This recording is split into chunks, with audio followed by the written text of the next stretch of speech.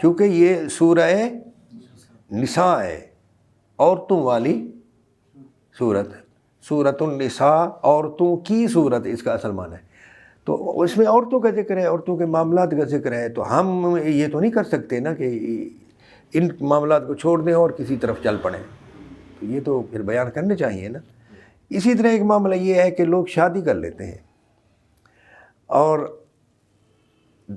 دھی والے بیٹی والے جو ہیں نا وہ جتنا چاہیں شرائط اور حق مہر وغیرہ مقرر کریں تو یہ کہتے ہیں ہاں ہاں ٹھیک ہے ٹھیک ہے ٹھیک ہے ٹھیک ہے ٹھیک ہے قبول قبول، بعد میں دیتے نہیں ہیں۔ اور اس وقت بعض لوگوں کے ذہن میں، اللہ معاف کرے، بعض لوگوں کی نیت میں اور ذہن میں اسی وقت یہ ہوتا ہے کون دیتا ہے،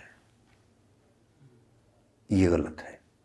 حق مہر وہ ہے جس کو آپ قبول کرو تو اس کو ادا کرو، دل سے معاف کر دے عورت دلہن تو آپ کے لیے حلال ہے، اگر وہ معاف نہیں کرتی تو آپ کی نیت ہی اس وقت یہ تھی کہ کون دیتا ہے، تو پھر آپ کا نکاح نہیں ہے، یہ زنا ہے۔ جو اس کے ساتھ طے ہوا وہ دو، سمجھ گئے نا جی، وہ اس کا حق ہے، حق مہر جو ہے۔ اور دی ہوئی حق مہر میں سے آپ کچھ بھی اس سے تھوڑا بہت واپس نہیں لے سکتے، ہاں وہ خود پورا دے دے آپ کو اپنی مرضی سے، دباؤ سے نہیں، تو پھر جائز ہے۔ یہ مسئلے جو ہے نا، ابھی آپ میں سے کوئی 3-4 ایسے نوجوان بچے بیٹھے ہیں جن کی شادی کرنی ہے، بالغ ہیں سب، ہاں، تو وہ مسئلہ یہ یاد کر لیں، سورہ نساء کا درس تراویح کے بعد آپ سن رہے ہیں، تو آئندہ کی زندگی کے لیے کسی کی سال بعد، کسی کی 2 سال بعد شادیاں ہوں گی، تو یہ بات یاد رکھنا کہ یہ جو چیزیں ہیں یہ ادا کرنا ہوتی ہیں، کوئی شخص واپس نہیں لے سکتا۔ اس وقت بول پڑو بھی یہ بہت زیادہ حق مہر طے ہو رہی ہے، کچھ کم کر دو، ادا بھی تو کرنی ہے، تو آپ بول سکتے ہو، ورنہ آپ جو طے کیا تھا، مثلا کئی لوگ کتنی زمین حق مہر میں طے کرتے ہیں، بہت زیادہ سونا، بنگلے، اور پھر وہ اس میں سے کچھ زمین واپس لے لو، کچھ زمین یہ کر لو۔ دیہاتوں میں تو ہمارے رشتہ داروں میں ایسا ہے، وہ واپس لینے کی کوشش کرتے رہتے ہیں، بیٹی کی شادی کر لیتے ہیں اور بیٹا چپ ہوتا ہے، اور اس کا باپ جو ہوتا ہے نا وہ پیچھے پڑا رہتا ہے، واپس کرو، یہ غلط ہے، نہیں اس وقت قبول کرو۔ یہاں ایک مجھے واقعہ بھی یاد آ گیا، بڑا مزیدار ہے، کہ سیدنا فاروق اعظم عمر بن خطاب رضی اللہ تعالی عنہ، ان کے دور میں لوگ نا زیادہ سے زیادہ اپنی بیٹیوں کی یا عورتیں اپنی حق مہر طے کرنے لگیں، تو وہ زیادتی اور کثرت جو ہے اس کی شہرت ہوگی، فاروق اعظم کو شکایت کی گئی، تو آپ نے خطبہ دیا، اس خطبہ میں کھڑے ہو کر آپ نے فرمایا کہ میاں یہ اتنا اتنا تم حق مہر طے کر رہے ہو، 400-450 درہم یا دینار یا اس وقت جو بھی تھا، ریال تو بعد میں آیا، یہ 400 درہم سے زیادہ یا 450 درہم سے زیادہ جس کسی نے حق مہر طے کی تو ہم اس زیادتی کو اس سے لے کر بیت المال میں جمع کر دیں گے، خبردار آئندہ زیادہ، اس سے زیادہ جو ہم طے کر رہے ہیں اس سے زیادہ نہیں لینا۔ تقریر کر کے نیچے اترے تو ایک دراز قد خاتون سامنے آئی، تو اس نے آ کر فاروق اعظم کے سامنے کھڑی ہو گئی رضی اللہ تعالی عنہما، اور کہنے لگیں کتاب اللہ تعالی حق ان یتبع ام قولک، اللہ تعالیٰ کی کتاب زیادہ حق رکھتی ہے کہ اس کی اتباع کی جائے یا آپ کا قول زیادہ حق رکھتا ہے؟ تو آپ نے فرمایا کیا ہو گیا یہ؟ تو وہ کہنے لگی ابھی آپ نے کہا ہے کہ جو حق مارتا ہے اس سے زیادہ جو طے ہو جائے وہ ہم بیت المال میں جمع کر لیں گے۔ تو کہنے لگے آپ کون ہوتے ہیں بیت المال میں وہ جو زیادہ ہے اس کو واپس لینے والے؟ یہ تو قرآن کے خلاف ہے۔ تو اس نے قرآن کی یہ آیت پڑھی وَآتَيْتُمْ إِحْدَاهُنَّ قِنْطَارًا فَلَا تَأْخُذُوا مِنْهُ شَيْئًا، آج جو تراویح میں آپ نے سنی، اور تم جو انہیں مال کثیر دے چکے ہو تو اس میں سے کچھ بھی واپس نہیں لے سکتے۔ تو مزیدار میں نے اس لیے کہا تھا اس بات کو کہ سیدنا عمر بن خطاب رضی اللہ تعالیٰ عنہ نے جب یہ بات سنی تو فوراً واپس ممبر پر گئے اور فرمانے لگے لوگوں جس نے ابھی میری بات سنی تھی سب واپس آؤ. سب واپس آئے تو آپ نے فرمایا ہم نے ابھی خطبہ دیا تھا اس میں فلاں فلاں فلاں فلاں مسائل بیان کیے تھے, اس میں ایک مسئلہ یہ بھی تھا, یہ مسئلہ جو ہمارا بیان کیا ہوا ہے یہ درست نہیں ہے. امرأۃ اصابت ورجل اخطأ, عورت نے حق بات کہی ہے اور مرد نے غلطی کی. ایک جگہ پر روایت ہے امرأۃ اصابت و امیر اخطأ, خاتون نے بات حق کہی ہے, امیر المومنین سے غلطی ہو گئی ہے. ہائے ہائے, یہ ہے جی اسلام ہے جی. ان لوگوں کی وجہ سے اسلام جو ہے نا پھلا ہے, پھولا ہے, پھیلا ہے, سمجھ گیا جی. تو اس لیے یہ حق مہر کے بارے میں بھی احتیاط سے کام لینا ہے. اور یہ بھی ہے کہ تم شادی ہو جاتی ہے نا جی, تو کسی کاروبار میں دو بھائیوال ہوں یعنی شراکت دار پارٹنر, تو ان میں بھی گڑبڑ ہو جاتی ہے, اندیشہ ہوتا ہے. اسی طرح میاں بیوی جو ہے, عورت کسی جگہ کی ہوتی ہے, مرد کسی جگہ کا. اب ان میں شادی ہو رہی ہے تو ایک گھر میں ان رہنا ہے تو گڑبڑ ہو سکتی ہے نا.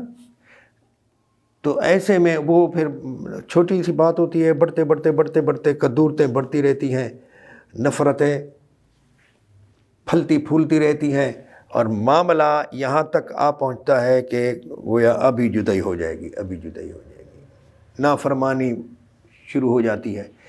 اس کا حل قرآن کریم نے بتایا ہے. فرمایا جب تم اپنی عورتوں سے کچھ نافرمانی کا اندیشہ محسوس کرو تو تم انہیں فعظوہن, نصیحت کرو. بابا شادی کی ہے, ہماری زندگی مکمل ایک دوسرے کے ساتھ گزارنا ضروری ہے, جدائی اچھی نہیں ہے. تو جیسا معاملہ چل رہا ہو اس کے مطابق نصیحت کی جائے, اسی کے مطابق گفتگو کی جائے. اور اگر وہ گفتگو پر اور نصیحت پر اثر قبول نہ کریں تو حکم ہے کہ روٹھ جاؤ, بستر جدا کر لو. ہاں, تم اس کی چارپائی پر اس کے بیڈ روم میں اکیلا چھوڑ دو, آپ اکیلا جا کر. تو روٹھ جانے سے پھر اثر پڑتا ہے. اور پھر بھی نہ مانے تو وَضْرِبُوهُنَّ, تھوڑا بہت سرزنش کر لو. ہاں جی, دیہاتی لوگ جو ہے نا وہ تو بھینس کی طرح پیٹتے ہیں نا, ایسا نہیں ہے. فَإِنْ أَطَاعْنَكُمْ, روٹھ جانے سے یا تھوڑا بہت ہاتھ اٹھانے سے وہ مان جاتی ہیں تو اطاعت کر لیتی ہیں, فَلَا تَبْغُوا عَلَيْهِنَّ سَبِيلًا, تو پھر مزید کوئی دوسرا راستہ, زیادتی والا راستہ نہ اپناؤ. ان اللہ کان علیٰ کبیرہ, بے شک اللہ تعالیٰ بلند ہے, بڑا ہے. مطلب یہ ہے کہ تم اپنی بعض لوگ نا مردان کی, دیہاتوں میں نا ایسے جاہل کے بچے ایسے ہوتے ہیں کہ وہ سمجھتے ہیں کہ مرد ہے ہی وہی جو عورت کو کٹ کے رکھے. ہاں, ایسا نہیں ہے. عقل مند مرد ہے ہی وہی جو عورت کی زیادتیوں یا بے وقوفیوں پر درگزر کرے. ہاں, تو فرمایا وہ اگر اطاعت پر آ جائیں, سیدھی ہو گئی ہیں, تو پھر مزید وہ اکڑ کے راستے. مثلا یہ پتہ نہیں دیہاتی لوگ پتہ کیا کرتے ہیں, یہ جاہل لوگ, پڑھے لکھے لوگ بھی بعض مرتبہ جاہل بن جاتے ہیں.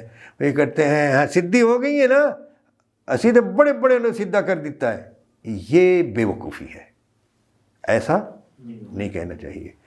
وَإِنْ خِفْتُمْ شِقَاقَ بَيْنِهُمَا, اگر معاملہ اتنا بڑھ گیا ہے کہ اب جدائی ہی ہوا چاہتی ہے تو فرمایا اس کو پھر بھی روکو. کچھ بندے عورت والوں کی طرف سے, لڑکی والوں کی طرف سے, کچھ بندے لڑکے والوں کی طرف سے لے لو. ایک دو بندے ادھر سے لے لو, ایک دو بندے ہو یار یا ادھر آؤ, ہمارے تو زندگی اجیرن ہو گئی ہے, ہمارے گھر میں تو روز تو میں ہوتی ہے.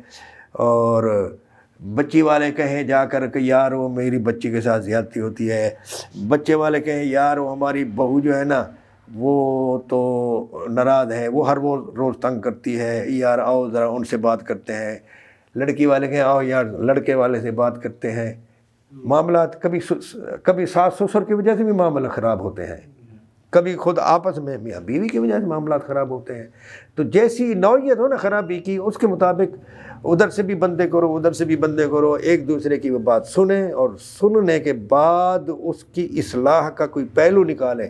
اللہ تعالیٰ فرماتا ہے اِن یریدا اصلاحا یوفق اللہ بینہما، یہ جو پنجیت ادھر سے بھی ہے ادھر سے بھی ہے، یہ پنجیت والے لوگ اگر دل سے ارادہ کر لیں، نیت ان کی یہ ہو کہ میاں بیوی یا یہ جو دو خاندان ہیں ان کی آپس میں اصلاح ہو جائے، ان کی نیت اگر صحیح ہو اصلاح کرانے والوں کی، تو یفق اللہ بینہما، تو اللہ تعالیٰ بھی ان کے درمیان موافقت پیدا کر دے گا۔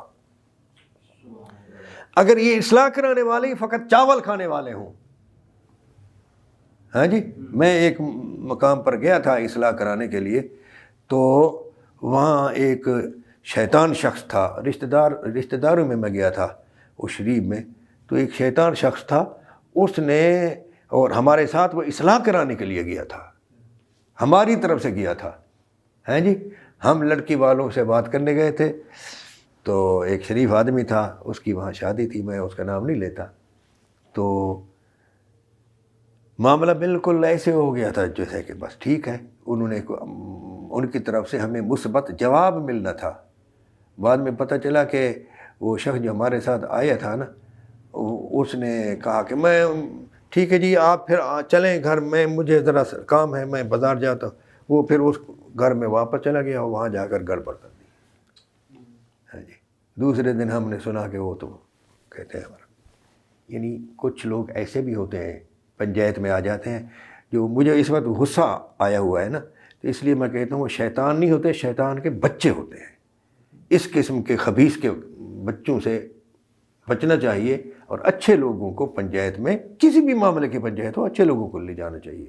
اللہ تعالیٰ سمجھ بوجھ عطا فرمائے، آمین ثم آمین، وما علینا الا البلاغ۔